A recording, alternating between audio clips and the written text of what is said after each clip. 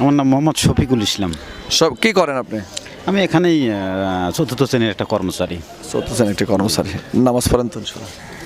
সব সময় পড়া হয় না, কন্টিনিউ পড়া হয় না। তো শুধু একটা জিনিস জানেন, এশার ফরজ কয় রাকাত? এশারের ফরজ 3 রাকাত। 3 রাকাত। এশারের ফরজ 3 রাকাত। তাহলে এশারের ফরজ যদি 3 রাকাত হয়, তাহলে মাগরিবের ফরজ কয় রাকাত হবে? আসলে ওটাও মনে হয় সচরাচর পড়া হয় না, তো 3 রাকাতই মনে হয় মাগরিবের।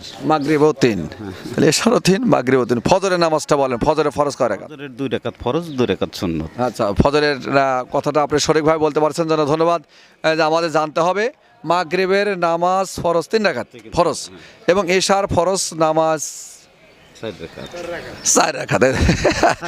প্রথমে 3 রাকাত হয়েছিল। আসলে ঠিক মতো পড়ুন ভাই। আর কয়দিন পৃথিবীতে থাকবো বলেন? 1 সেকেন্ডের ওয়ারেন্টি গ্যারান্টি নাই। সেক্ষেত্রে আমি আপনি মনে করে ভাই নামাজি হয়ে যান। আবার তো 5 ওয়াক্ত নামাজ তো আমার দরকার, অবশ্যই দরকার। নামাজ সম্পর্কে কোনো ব্যক্তি যদি বলে যে নামাজ না পড়ে জান্নাতে যাওয়া যাবে, অবশ্যই ও আপনাকে ধোঁকা দেবে। নামাজ ছাড়া কোনো পথ রাস্তা নাই। তা আপনাকে অনেক ধন্যবাদ।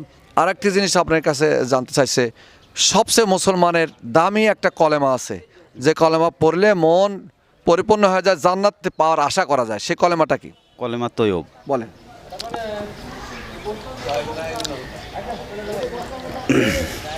বলেন, ভয় নেই। কলেমা তৈয়ব, লা ইলাহা ইল্লাল্লাহু মুহাম্মাদুর রাসূলুল্লাহ। সর্বপ্রথম। ধন্যবাদ। একখানা বই। আচ্ছা, ঠিক আছে, আমি এটা আপনাকে অনেক ধন্যবাদ। জি, আপনাকে অনেক ধন্যবাদ।